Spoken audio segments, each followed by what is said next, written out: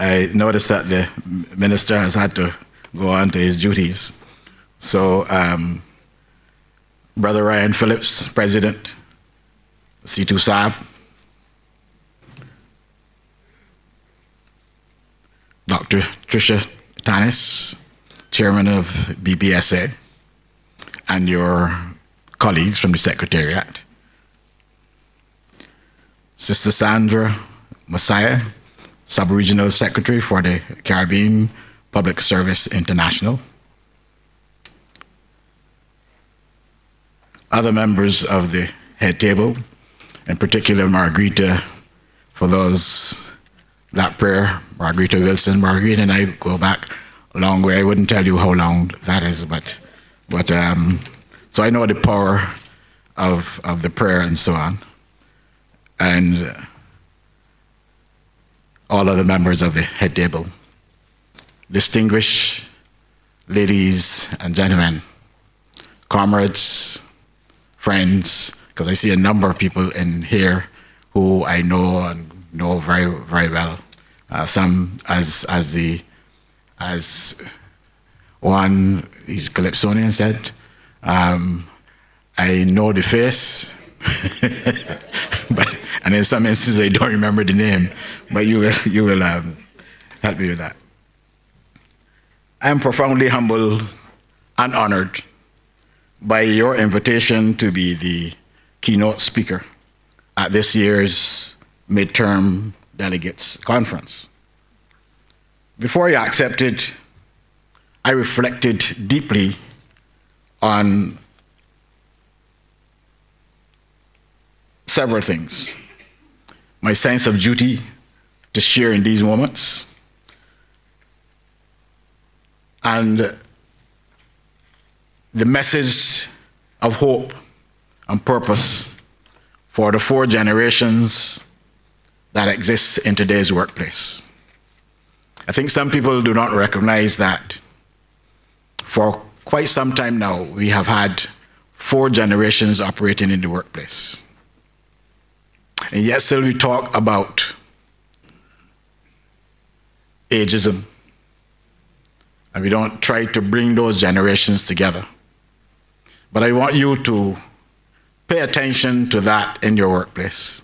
The likelihood is that in your particular organization, there may be those 4 generations existing, and it is important you bring them together. The Americans mess things up a bit because they use age. The Asians decided that they were going to use value systems in order to distinguish the generations. However you choose to do it. So the Americans talk about the baby boomers from 46 to 64, but now they've split it and said, okay, the baby boomers are from 46 to 60, and they're now moving that other group and calling them Generation Joneses, meaning that they wanted to be like the Joneses and so on. And then you have Generation X, you have Generation Y, you have, which is the millennium and so on, and the other generation that is coming on, Generation Z, the Zoomers. In my reflection, I questioned myself as to whether there was any instruction in Wordsworth's poetic teaching. He said, the child is the father of the man. Characteristics formed in my early union days, becoming ingrained and influencing my thinking and practice today. That train of thoughts quickly became philosophical, and I turned to the wisdom credited to Confucius. He says, a small mind is full of anxiety. Yet the good news is that such anxiousness can be relieved when we open and expand our thinking to embrace possibilities other than the one that is readily at hand. And I hope that you are ready to open and expand your minds to embrace all the possibilities that you heard in the room earlier and that hopefully I can share with you today. Eventually, I opened and expanded my thinking to recognize that your invitation, particularly in the context of the theme, a shared vision for a stronger tomorrow through change and increased dialogue, affords me the distinct opportunity to share some fundamental truths I hold about the trade union movement and to disclose a few insights gained over the years of my involvement and engagement. I hope my views will inspire a planned, organized, and supported transformation of workplace culture and management approaches, shaping the performance of individuals and groups within the sphere of concern and influence of CTUSAB. Notwithstanding my wandering thoughts, I take note of the parameters set out in the invitation to speak for 30 minutes on that theme. And as one who has grown accustomed to performance agreements with specific terms and conditions and expected deliverables, I have decided to approach this assignment by breaking down the theme into 3 distinct areas of focus. And any overruns, I trust, will be seen as value added. And love. That love in any language is important. Those 3 areas are a shared vision for a stronger tomorrow, change, and we're talking here about conscious change, and increase dialogue. There's a commonly held view from every corner of the world that if humanity is ever to experience a stronger or better tomorrow, then people must continually strengthen their faith in God, their commitment to equality of mankind, economic justice, government bylaws, recognition of each individual's worth and potential, and service to humanity for the betterment of others. Faith in God, commitment to equality of mankind, economic justice, governance by laws, recognition of each other's potential and value, service to humanity for the betterment of others.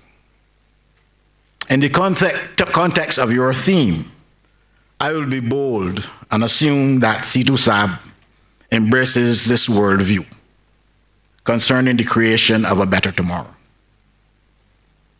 If indeed you, the officers and delegates, subscribe to this view, then it follows that you will work towards influencing every individual and institution in your orbit to cultivate the mindset, skill set, and character traits necessary to enhance conditions governing their everyday life.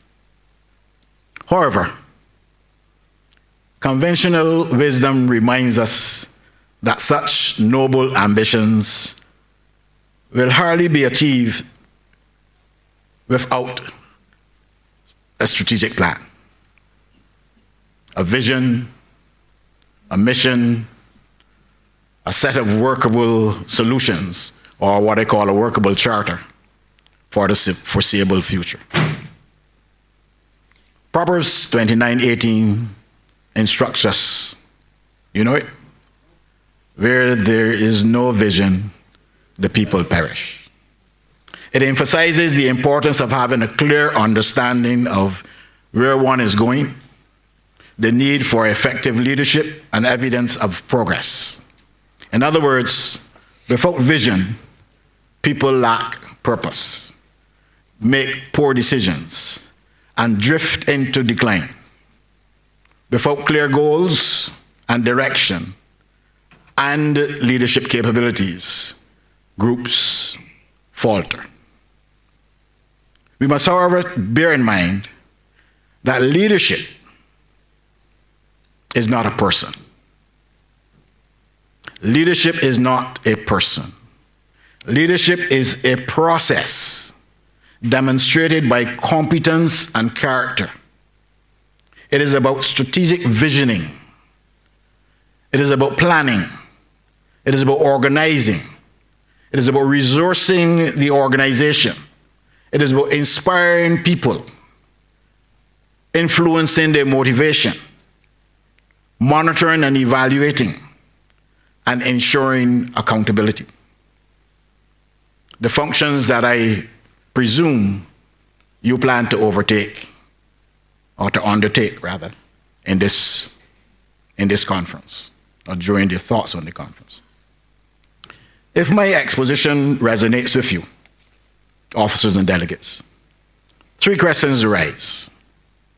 What is CTUSAB's vision? And is it the product of a few people in a room aligned to the latest management theories?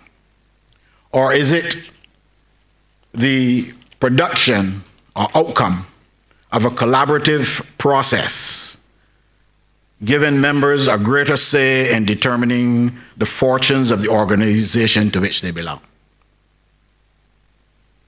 My association with this movement has instilled in me the philosophy that more is achieved together than being alone. I have benefited from participating in activities championed by the movement while promoting collective responsibilities and values of solidarity and equality in the workplace. I have witnessed how such an approach has grown the movement and empowered people. Therefore, I submit that a shared vision for a stronger tomorrow must emerge from clear analysis and understanding of why CTUSAB exists and what is needed for it to remain relevant, meaningful, and purposeful. Allow me to take you down memory lane, just briefly. I remember clearly that CTUSAB was born out of protests against the Barbados government's acceptance of an IMF World Bank structural adjustment program in the early 1990s. The program proposed devaluation of the Barbados dollar, cuts to welfare, public services and public salaries, public sector job losses, high taxes, privatization. In response, the coalition of trade unions and staff associations was formed in September 1991 by the Barbados Workers Union and the National Union of Public Workers. By August 1993, this coalition became the Congress of Trade Union and Staff Associations of Barbados, unifying the labor movement's response to what was then the worsening economic crisis. Together with business and civil society, it negotiated a protocol with government that lessened the harsh impact of adjustment and reduced social conflict. The late Sir John Goddard, the first leader of the Barbados Private Sector Association, described that protocol as, and I quote, remarkably successful in changing the mood in the country and fostering dialogue, unquote. CTUSAB's affiliates then, a broad base of solidarity, were NUPW, BWU, BSTU, that's the Barbados Secondary Teachers Union, BUT, Barbados Union of Teachers, the Barbados Association of Principals and Public Secondary Schools, BAPS, the Barbados Police Association, BPA, the Barbados Prison Officers Association, BPOA, the Barbados Fire Service, BFSA, the Barbados Registered Nurses Association, now the Barbados Nurses Association, BNA, Barbados Association of Medical Practitioners, BAP, and the Sugar Industry Supervisors Association, CTUSAB. Today, it is glaringly evident that change has happened since those days, and that CTUSAB no longer commands the confidence and standing, and I know they were fighting for that, Ryan, it once did. From all indications, the principles of solidarity and unity have been sacrificed on the altar of popularity and egotism. Therefore, if this address is to have any meaning, I must call on you, the leaders here, to embark on a process of revisioning and reimagining the organization against the backdrop of its founding aims and objectives. I suggest consideration of a vision statement, and a vision statement is a being statement. What do I want to be? Whereas the mission statement is a doing statement. What am I going to do to be? So you want to be someone first. And I want to suggest that in your deliberations today, you examine this thought. That CTUSAB will be the catalyst for solidarity within the trade union and labor movement. Very simple. CTUSAB will be the catalyst for solidarity, and we know what a catalyst does, or what catalyst is, for solidarity within the trade union and labor movement. That's my suggestion. In pursuit of such vision, CTUSAB must therefore demonstrate discipline and control of unbridled, singular passion to reunite the purveyors of unionism, solidarity, and social partnership in this country. CTUSAB must reassert itself as the unified national body of all trade unions and staff associations, representing the interests of workers and advancing their overall well-being.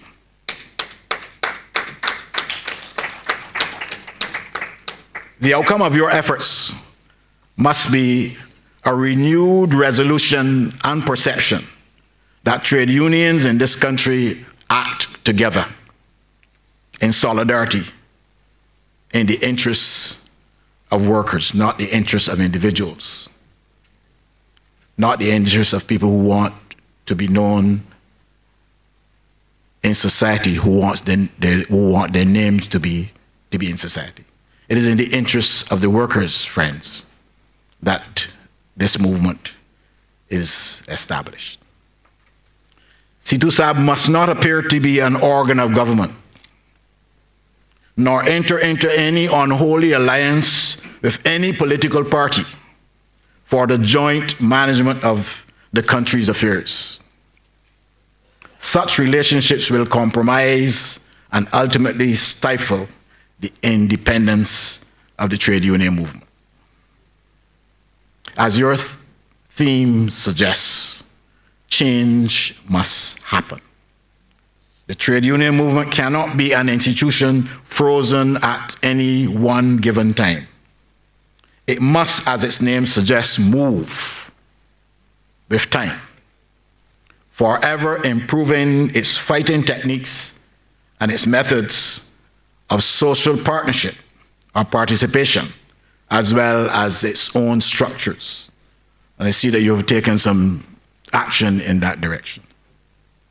That change must be embedded in organizational transformation, renewal, and a guided growth program away from the adversarial and contentious approaches that we are so accustomed to.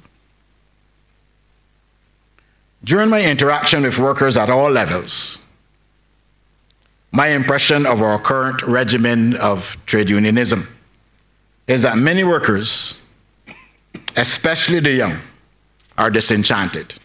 That's why they're not here today. That's a first observation I made when I look across. I don't see those young people that we attracted when I was in the movement and assisting with training at Labor College and all those kinds of things. So we need to have that. They feel trade unions no longer fight in the interests of their total well-being. Total well-being. Not just wages and salaries and conditions, but you must think of them as spiritual beings, social beings, family life beings, all those dimensions of life, community. The trade union movement must pay its attention. There exist feelings in this Barbados of waning success by unions in obtaining job security with the attendant social protection and security benefits. Union members also think they are losing out on the benefits that can be derived from the hybrid nature of work because they're constrained by practices or from practicing work-life balance due to uncompromising requirements from some employers and management employees for them to be present in person at workplaces to carry out functions that may be more effectively completed if they are given greater control, flexibility, and accountability over their working hours and performance results. I'm saying in the public service, for instance, and I've made this recommendation to them several times, revamp PRDS as a tool to provide clearly defined performance metrics, not some subjective judgment in a vertical way by a supervisor. All that does, in fact, I've found, is to create conflict. Because you deal with qualitative measures like leadership and interpersonal relationships and so on, and those are interpreted differently. So provide clearly defined performance metrics, structured communication, how it should happen, and actionable leadership and accountability strategies in your PRDS or any performance measurement tool that you have. The tool must also be designed in such a way that it engenders integrity and trust. And as I said to some group recently, trust is an environment.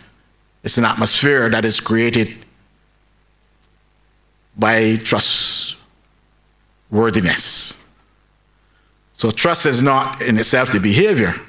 It is the trustworthiness of individuals that create the environment of trust and integrity. And do this by clear standards, transparent processes, consistent application, so that employees know the system is credible and worth their investment of intellectual and emotional capital. And by the way, let me say I do not like the term human capital. It reminds me of trafficking. I think what each individual, you and I, bring is intellectual and intelligence and emotional capital to the table. Union members are not very impressed with the narrow focus of their representatives and the techniques and methods used in negotiations to bring attention to the worth of workers in the world of business and society at large. And I think that you can do more, and I hope you're doing this in this conference as well, to highlight individuals and employers who can be recognized as standard bearers for effective bipartite social dialogue. If you find them, recognize them, appreciate them. I feel compelled to draw your attention to an issue that speaks directly to the environment in which many of our management employees operate. In the public sector, many of our senior management employees often find themselves caught between the expectations of their non-management colleagues and the demands of the political directorate. Contrary to what they believe was intended by the Public Service Act. And I was on the social partnership grouping that looked at the Public Service Act in 2007, which was amended in 2010. And those senior management employees do not feel sufficiently empowered or encouraged to provide that inspirational leadership for their people, either to teams or individuals, or to align their actions and behaviors with strategic philosophy, policy directions, regulations, and financial rules established. When they seek to look at the financial rules and seek to guide the political directorate in accordance with those rules and policies, they're pushed aside. Unfortunately, this challenge is compounded by internal politicking among themselves. So they're fighting each other now. And subterfuge, which undermine their capacity to exercise leadership and accountability.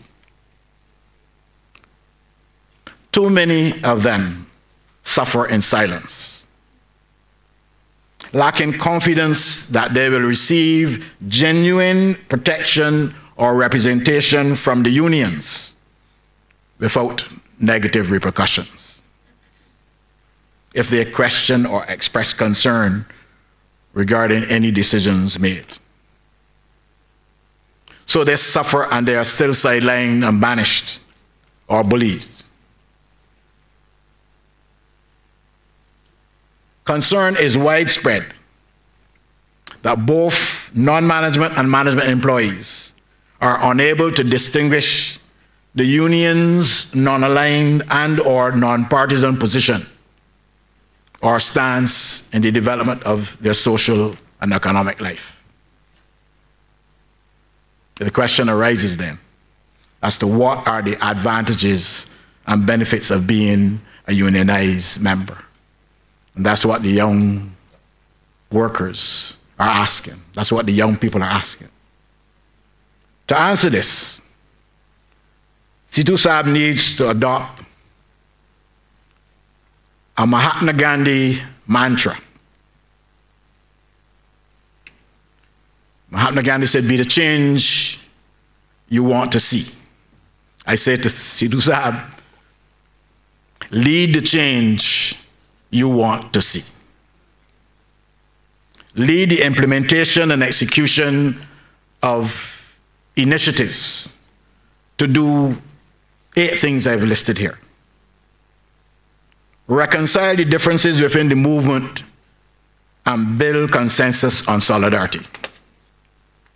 It would prevent you from having a situation in Barbados where the unions seem not to be clear or where the workers should go in a particular, because they're fighting against ideology, it seems. We need CTUSAB, based on your foundation, was set up to maintain solidarity, to strengthen solidarity. Exhibit strong stakeholder orientation. So this forum is very, very suited for that. An orientation session valuing each affiliate's expertise. Every one of your affiliate members bring to the table special expertise, special knowledge. Don't try to go over that. Use it because it belongs to you. Allow them to maintain their autonomy. So whenever you have whatever the fight might be, whatever the contribution you want to make, if it is health, then allow them, BAMP and the nurses, to be there, to be your expertise, to be your expert representatives. Don't try to take over, because then you are looking to undermine the work of those individuals.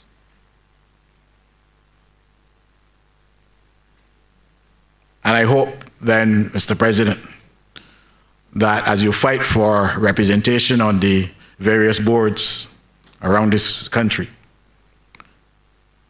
that would be the approach that you take, that those boards are represented by members of your affiliate members who have the expertise to make the contributions. Promote, number 3, and advocate for the strengthening of the social partnership. I notice you're doing some work at the tripartite level. That is the executive level. That is the executive room. What is happening at the departmental and enterprise level? Create bipartite social dialogue. And you would find that a number of the areas that we have concern about, if they were dealt with properly in certain institutions, a number of the issues we have in Barbados would not happen. I remember doing a strategic plan for Dighton Griffin School some time ago, and for Parkinson School as well. And I insisted that I will not do a strategic plan unless the head boy and head girl or members of the student body was in that strategic planning workshop, or unless the ancillary staff, gamesmen, games teacher, and so on. Because when I went to school, and the games teacher or any of the ancillary staff reported me to the principal, they were like masters in the school. They were interested in the welfare of the school. And I think that that still stands today. Let's involve them. They see more than what the administrators see sometimes. And if you make them feel as if they belong to this institution, and that is what bipartisan is all about. 4, establish a program to engage the much discussed Senior Advisory Group of Excellence, SAGE. Some of you would be familiar with that name. I heard that we welcome the eminent persons and so on. The eminent persons still have some contribution to make. And they can make a contribution through SAGE to provide, under confidential cover, mentorship and guidance to those management employees I mentioned to you before. They're not going to come out, they're not going to express their grievances in public. They want a body like in other organizations called the Employee Assistance Program that would listen to them and give them tactical measures to deal with whatever issues they may be, or to help them achieve the purpose of greater efficiency and effectiveness in the administration and the public service. Advocate for and coordinate the advancement of specialized study in employment relations by proposing a framework to enable members, your members, to better equipped to confront issues related to improvement of living standards in the face of any resistance which they might encounter. At the departmental level, that's when they will hear about it. At the enterprise or operational level. I'm suggesting here, I do not see why the unions in this country have to have separate education and training programs. I believe you can come together and have education program that meet the requirements and the needs of all the delegates from all over it. It's hardly any different. And that is as a person who have done several sessions for the Barbados Workers Union, for the NUPW, those are the two main ones. But I don't see any difference. I don't deal with anything different. It is just from the perspective of the union, this is why you're there. So why you can't be seen as unions coming together for the education of your members? It is healing process, bringing those organizations. Harness and leverage the technology, technical capabilities, and infrastructural mechanisms. Every union does not have to have the same state-of-the-art technology, but you can share your technology, you can leverage it with the necessary, here comes the guru next, the necessary walls. He talks to me a lot about the IT walls and so on in order to protect security. You can have those protections within your system. But why go out there and have this expensive, every union trying to outdo the other with an expensive technology and technical capabilities? Then you have to fight for all of that. And that should be done to help your processes, your structures, your communication means and methods to strengthen the movement. Why should we continue with a May Day with one union that is talking about whose message is the only message you hear? There was a time when I belonged to the movement when at least messages were given at May Day from all the unions. I don't know that happens anymore. Messages are given almost like what happened today. I don't know if Dr. Tanis got a chance to give any messages at any of the May Day celebrations, but if you did, you were. But that is what we had.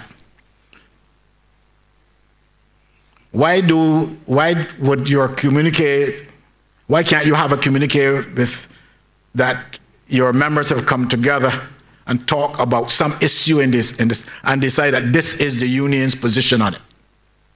So that we do not hear that this is the union's position on one thing, but we will do this, and then we confuse the young people as to what is your position really. Obtain collective commitment of members to work towards improving the governance protocols of your unions. So you can have a training session, if you like, some protocols on governance of unions. Financial viability, what is that? I heard some approaches towards that aligned with my thinking. And the sustainable practices, thereby reducing the level of dependency that you now have. You depend too much on one source. There are other subventions and grants that you get from international bodies. ILO, I believe, will assist you with technical and financial assistance. I don't know if you get that, but go after them. Why can't you go to the Caribbean Development Bank and get assistance from them to assist in running your organization as a global organization, so that you're not seen as dependent, hand in hand, cap in hand, as they say, for subventions, and then quarrel about how much you get and what was allocated to you. You should not be in that state. Strengthen your collective voice and advocacy on national issues. That's what I'm talking about. Come together and talk about education in this country. Come together and talk about the removal of unjust structures of society, that social justice that we talk about so much, come together. And what does that mean from a union perspective? What does peace and reconciliation mean from a union perspective? What is the approach of the union towards breaking down barriers to opportunities and personal growth, economic growth? What is the union's position on land ownership? What's the union's perspective on housing? What's the union's perspective on self-employability? What's the union's position on youth development? And these are all issues that CTUSAB can lead the other unions to come to the table and discuss and put out a communique, so that it is not Dennis DePiza's communication that goes to the media, but it's the communication of all the unions. Shelter him or any other general secretary or whatever from the finger pointing, as the case may be. There's a transformational theorist called Peter Fudda, F-U-D-D-A. And he provokes the thought that organizations don't change, people do. I endorse his thesis and submit that when people participate in decision-making process within their organizations, they're more likely to be committed to the plans because the activities reflect their perspectives, their knowledge, their consensus. Organizations don't change, people do. Involve them. Such engagement, called social dialogue, matters more than ever because today's workforce is different. It is more informed, knowledgeable, and technologically savvy than the workforce of 5 or 6 generations ago. Toffler reminds us in his book, Future Shock, he said the illiterate of the 21st century will not be those who cannot read or write, but those who cannot learn, unlearn, and relearn. So let's not cast our literacy now on just reading and writing and books and so on. Let's see what we can learn by being in the process. Let's unlearn some of the myths that we have. Practice is not perfect. Practice is improvement. Knowledge is not power. Communicating knowledge is the power. There are too many people who have gone to the graveyard with knowledge, waiting for the right time. And all they were able to do is to make the graveyard a richer place.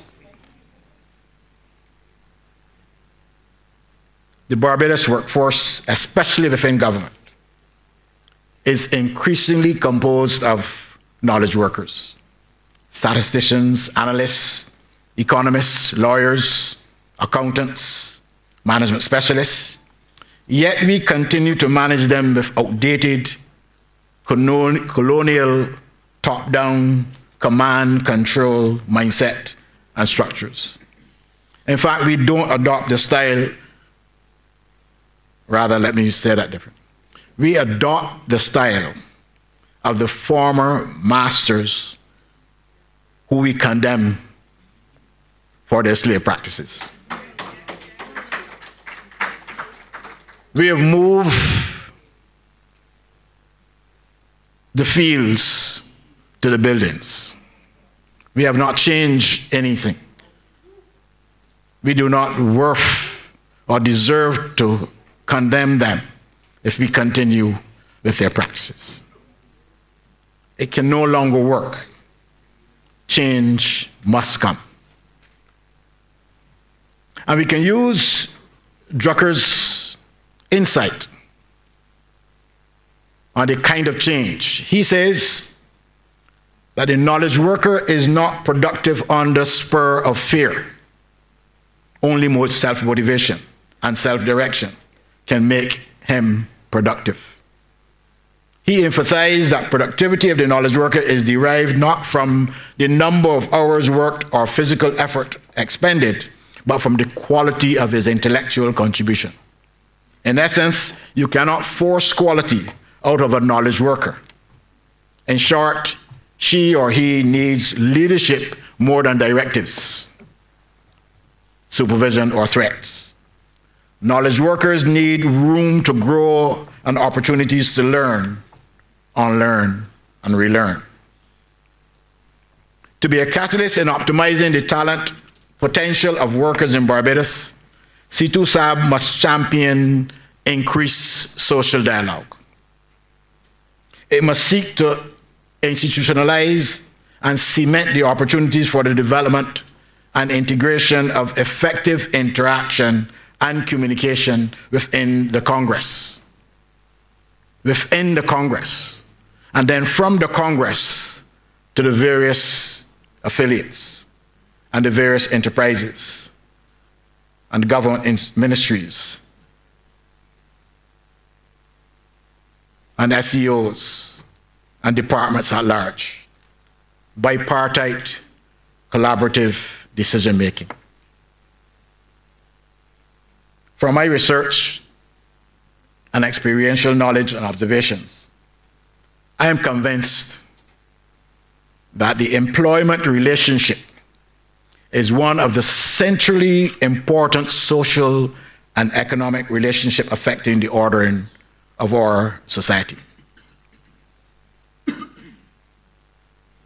That belief recognizes that the contract of employment is not only the legal institution of the relationship between the employer and the employee, as guided now by Employment Rights Act and as provided by other the applications of the laws and so on that we have and rules. But the contract of employment, like most legal documents, like marriage, forms the basis, only forms the basis, or also forms the basis for social and psychological responsibilities of the parties. So both parties have signed on to having responsibility or exercising responsibility to keep this organization alive, to keep this company alive, to keep the government department alive. Both parties have signed saying that. Why should one party dominate that? I contend that the execution of those social and psychological responsibilities call for a framework that stimulates strong communication and interpersonal relationship skills geared towards preventing and resolving conflict on labor matters while contributing to the long-term social and economic stability and harmony in the employment relationship landscape. 20 years ago, the ILO fast-tracked its study on social dialogue by using our social partnership as a global model. You know that? Interests as far as the Pacific Island countries were expressed, people who visited Barbados, in modeling our practice of tripartism, social partnership. Some of us would remember the work of Mr. John Pilgrim from the Barbados Productivity Council, now defunct, alongside Dr. Andre Vincent Henry, who served as the director for the Program for Promotion of Management Labor Cooperation, Management Labor Cooperation, PROMALCO it was called, at the ILO. He was a Trinidadian, and he worked with us in Barbados and engaged a number of the visitors who came from Asia to understand this system, promoting the virtues of strong employment relationships between employer and employees towards the benefit of aligning employees and employers' goals. Employees have goals. Employers, and those goals are wide range, not only wages. So they must align those goals or ensure that those goals are aligned with the employer's goals or objectives, so that we can satisfy the collective union and business interests. That's the purpose of employment relationship. We should not brag about conflict. We should not brag about winning. We don't win a fight when we leave the organization with rancor.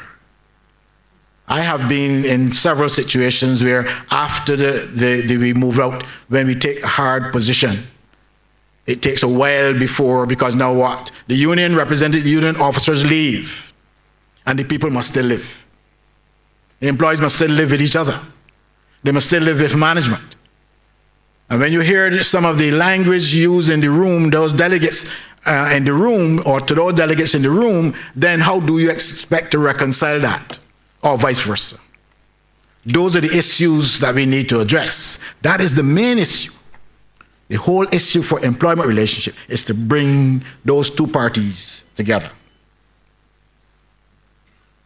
CTUSAB can be justly proud for having reached this milestone, and for its participation in keeping alive the ideals and principles of social partnership. But success cannot be measured by past accomplishments only. Based on its origin, CTUSAB is duty-bound to define and embed a shift in organizational culture, which is integrated across organizational lines, committed to social dialogue, tripartite and bipartite, and aligned to our social partnership model as we know it, which once drew international attention and acclaim. CTUSAB, the legacy must be reclaimed. Reclaim the legacy of social partnership in this country. Don't let it get lost in some esoteric set of words by the ILO. They're borrowed from you. Mr. President, other executive members of CTUSAB, delegates, other distinguished ladies and gentlemen, I firmly believe in the economic and social value of developing employer-employee relationships, or if you like, management-employee relationships. And I say that because something is forgotten in this country. We have not recognized the change, as a matter of fact.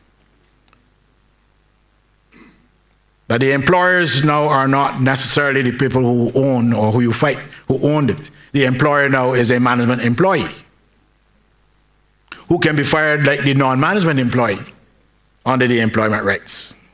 So all the more reason why management employees and non-management employees need to come together at the enterprise level. I trust that I have persuaded you to embrace your theme, a shared vision for a stronger tomorrow through change and increased dialogue, and to apply it not only at the national executive level, but within each enterprise through consultative practices that fosters consensus and collaboration. I emphasize that the type of social partnership you should envision must be through a consultative machine in which consensus, decision-making, and collaboration is working on problems and issues of mutual interest, not based on class.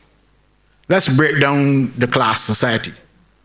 The political class versus the employer class versus the working class. We are all working class, aren't we? To satisfy the organization. At a foundational level, it is important that all stakeholders work together to create an environment where our managers can lead with confidence and clarity, upholding values of integrity and trust through those clear standards, transparent processes that I talked about earlier. At some other stage, as was done in England, the advanced stage of this type of involvement may be constituted by employment relations legislation, which could govern things like collective bargaining process and so on. Because today we still have an issue with collective bargaining. We don't know how that is to be resolved. We don't have a structure to resolve collective bargaining process. The right to protest and refer to escalate matters, that should be in that would be in your new legislation. How do you escalate matters? We can't use the Trade Union Labor Dispute Act anymore. That's a 1930-something act. That says the Governor General. It still says the Governor General must not do it. We must change that to a process of alternate disputes resolution. The ultimate objective must clearly be to enhance management, labor cooperation, and promote respect for fundamental principles and rights at work as a means of improving productivity, service quality, and/or competitiveness or collaboration within and among ministries, sections, enterprises, etc. Such engagement must be seen as equity, not a challenge to the legal and educational and training and governance and transformative initiatives and accountability systems. It must be seen as a move to fulfill those systems. So, distinguished ladies and gentlemen, comrades, unionism needs to flourish again, not on the historical model or the fanatical status profile of past leaders, but by the application of modern thinking powered by unity of purpose. And now, by the power vested in me and authorized by you, I urge you to move swiftly to implement and execute the 3 tiers of strategic operation identified in your theme. Enjoy.